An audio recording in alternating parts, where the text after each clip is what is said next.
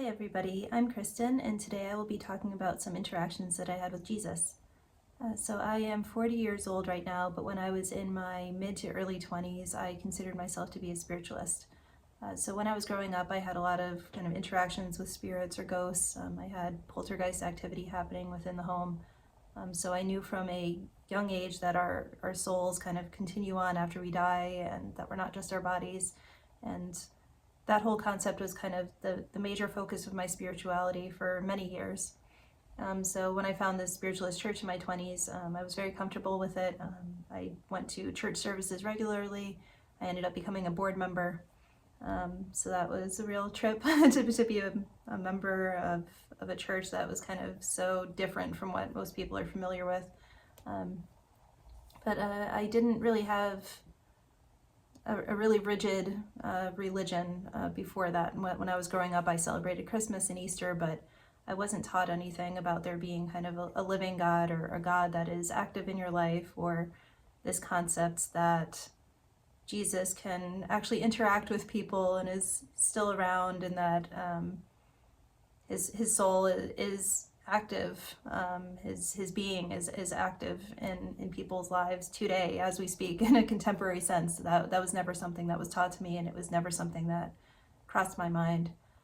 So at a certain point, I ended up leaving the spiritualist church, and I ended up moving states. So in 2014, I ended up moving to Tennessee, and that was the first major interaction, I would say, that I had with Jesus. At that point, I had been struggling a bit with infertility for years, actually, at that point.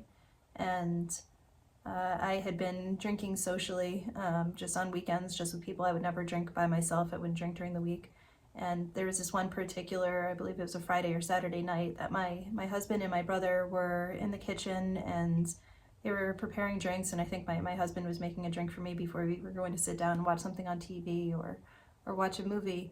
And as I was kind of sitting in the living room and I saw them in the kitchen next to me, I saw just this appearance of Jesus. And he was sitting in this leather chair next to me, and he kind of had part of his side turned back to me. So I saw like the back side of his shoulder and the back side of his arm.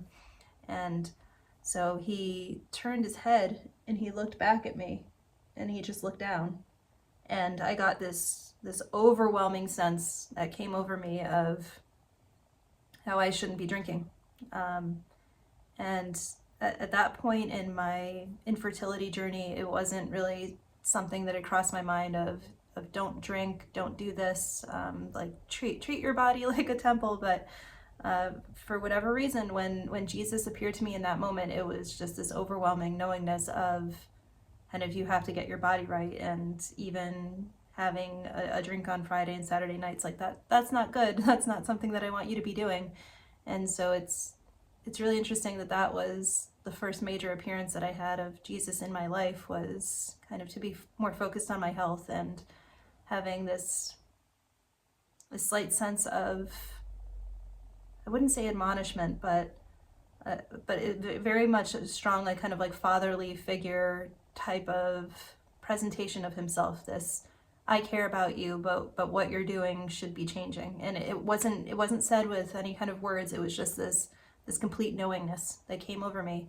And so it was a shock to have experienced that, especially as somebody who didn't consider herself really Christian at that time. I believed in the teachings of Jesus in the Bible. I knew specific phrases that he had said within the Bible, but it wasn't something that was really on my mind. It wasn't something that I thought about too often. I didn't sit down and read the Bible at any point in that time in my life. And so to quickly, just even to describe what Jesus looked like, he was there and he was gone in a flash. I just saw him make this movement and give me this knowingness, and he was gone.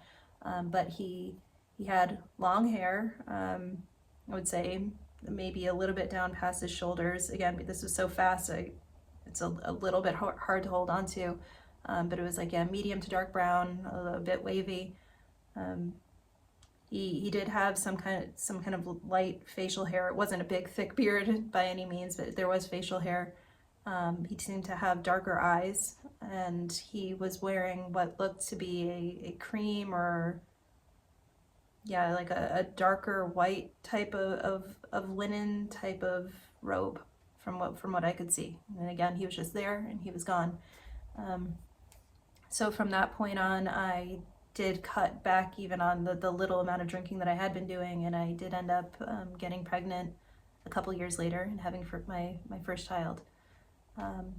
So from that point on, I was kind of just caught up in the swells of life, like having a family, having kids. And then I moved out of state again, and I moved to Maine. And in 2023, I ended up having a rapture dream. And this, again, just like the last time that I saw Jesus, is kind of completely out of the blue. So in this rapture dream, I had woken up early, and I believe my daughter was sick that morning, so I had woken up to kind of tend to her and take care of her, and then I went back to sleep. And when I went back to sleep, it was completely lucid that I saw Jesus again.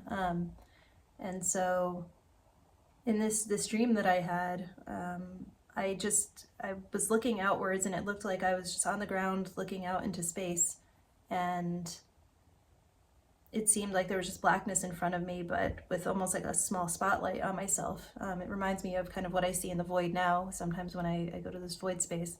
But I saw Jesus step to my left-hand side, and he kind of wrapped his right arm around the back of my waist and around my side. So he had kind of had his right arm on my right hip with his arm behind me. And just within, I want to say, half of a second, we were flying up, and I could feel this wind and this pressure of us like flying up into space. And we were out beyond the atmosphere and sitting up above the earth, looking back down like really rapidly. I want to say like within half a second, we were off of the earth and we were up in the sky and among the stars. And I remember the way that both of us were sitting. It was funny because we weren't just kind of standing in the air of space, or the vacuum of space rather, but we both seemed to be kind of in positions of sitting, but we weren't sitting on anything, but we were very comfortable and just kind of sitting side by side out in space and looking down at Earth. But from my viewpoint, I couldn't see all of Earth. I could see kind of just this like the right half of the image of Earth, or the top right half of the image of Earth, and it was glowing a lot. It was very glowy, but we were far out beyond it. I couldn't even make out any continents or anything from that point. And what really stood out to me from that rapture dream was just kind of how it felt. It was completely peaceful. It was kind of being immersed in this completely calm love, and it's almost hard to put into words. I wouldn't say it was this feeling of unconditional love, because it wasn't something that was really hitting my heart space, but yeah, it was just like this overwhelming feeling of everything is okay, everything is fine, you're out here with me, we're together, and it's all okay. And it was interesting that also there was silence, as you would expect in space, but it's not the type of silence that you would experience even in a completely quiet home or anything like that. It was the deepest silence I could ever imagine.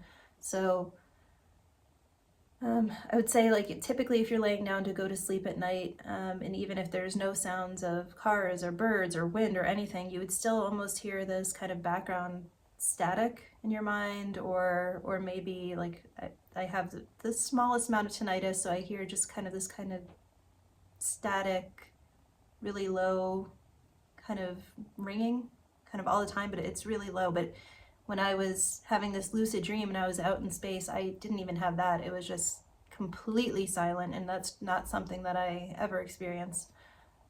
So that was a really beautiful interaction that I had with him. And then the next few times that I saw him, there were some brief times that he would give me short messages and he'd be gone. But I had a couple of kind of longer metaphor messages that he gave to me while I was taking a shower, of all places. So the first metaphor message that he gave me was in early 2024, and I was taking a shower, and again, when you get to that point of you're just washing out your hair and just standing with your eyes closed in the water, it's almost meditative, I suppose. And at that point, it was just standing in the water, and I had my eyes closed, but I could see in my mind's eye that Jesus had appeared in front of me. And I want to say he was maybe a foot and a half in front of me, seemingly in the bathtub with me. But he gave me a metaphor about a pizza, of all things. And it's something that kind of pops up into my head almost every week at this point now, even though it was about a year ago, more than a year ago. So I love making pizza. I make homemade dough. I make homemade pizza quite frequently. And the night before I received this message from him, this vision of Jesus, I had made pizza that night. When he came in, he showed me in my mind's eye a pizza that had so much cheese on it inside my oven that all of the cheese was kind of melting off the edges, and it was hitting the bottom of my oven, and it was starting to burn, it was starting to bubble, and it was making a huge mess. And at that point in my vision, I saw myself going to grab a kitchen towel and start wiping up all of this cheese that had gotten onto the bottom of the oven, while keeping that pizza kind of on the top rack. And it's still bubbling over and still bubbling over, and I'm seeing myself going and like wiping at the cheese. And Jesus kind of said over the top of this, like, no, take care of the mess first. And it was like, oh, like, of course I should stop having the pizza bubbling over so that I can make sure it doesn't continue to be a bigger and bigger problem. And so in my vision, I saw that happening. I saw myself kind of grabbing the pizza out and removing it. And at that time in my life, I was struggling with income, and still kind of am, working on it. But I kind of asked Jesus, and I could still kind of see him in my mind's eye standing in front of me. I said, well, is this about money? And his response to me was, yes, but I will provide. It is about many things. And he said, it's also about relationships and health. And at that time, I was very confused, again, because my mind was so focused on just being able to repair my home and just be able to do more for my kids. Relationships and health were not on my mind at all. And they're definitely on my mind a lot more now. Things have happened in my life that have made those more of a priority. But at the time, it was very much like an out of left field kind of response to me. So it was almost a message from him about like one of my favorite things, one of my favorite foods, like saying like, just take care of your problems, fix your problems, stop them where they are. And that goes for pretty much everything. It's not just about money. It's about all of the things that are problems in your life. And it was funny, like as it was dawning on me, I was like, oh, well, okay. And like just kind of letting it settle in. I saw Jesus still in my mind's eye standing in front of me, and he had like a little chuckle, like he thought it was funny that he had come up with this pizza metaphor to show me. And I saw him like slightly turn to the side, like nod, like to kind of almost say like good day or like goodbye, and then he vanished. And then later on that year in 2024, I had another vision of Jesus, and this was kind of like the big one that I've spoken about this online before, and it really has to do with fate versus free will. So another day, I was taking another shower, and I had my eyes closed, and at this time in my mind's eye, I saw Jesus appear on the far side of my bathroom. And I have a medicine cabinet over there, so I saw that he had appeared standing over near my medicine cabinet, and he was walking over to me. So I just had a clear shower curtain, no kind of blocking curtain on top of it surrounding my bathtub, and I saw him walk over to the shower curtain, and it was like he extended both of his hands just through the curtain to me, like right kind of in front of my lower rib cage. And he had his hands out and he opened them, and in one hand there was like a chalky white pill, and in the other hand there was like a glowing grain of sand. And at that time, it's like in my vision, I couldn't really see Jesus, but I could see his hands very clearly, and it was like these two options. And without saying anything, it was just like, I suppose, having a download that you would receive like from other types of non-human intelligence. This was a download that was coming from Jesus, and he was showing me that I had two different ways that I could be living in my life. And the first one was to kind of take this chalky white pill, which was something that was man-made, something created here on earth, something that is very plain, and that free will choice of kind of making my own decisions in my life without kind of a spiritual backing, that I would be able to do whatever it was in my life that I kind of set my mind to, but it would be a struggle. It would be constantly having to use my logic and constantly having to kind of come to conclusions and have pros and con lists about deciding like what I was going to do, how I was going to do it, what made the most logical sense to get there. And it came with a connotation that my life would be good, but it would not be easy. And because everything was coming from my own mind and from what I was aware of, that I could get there and I could have a fruitful life, but it was going to be a difficult life for whatever that I set my mind to.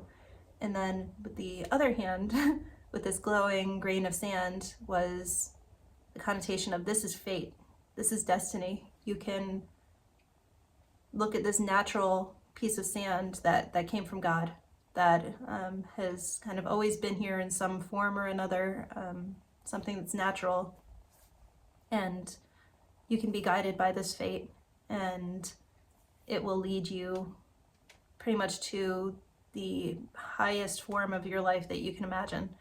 And so the connotation with the sand was that if I followed kind of my intuition and inner knowing and things like that, that there would be certain times in my life that things were going to happen that didn't make sense, that were confusing, that would be unsettling,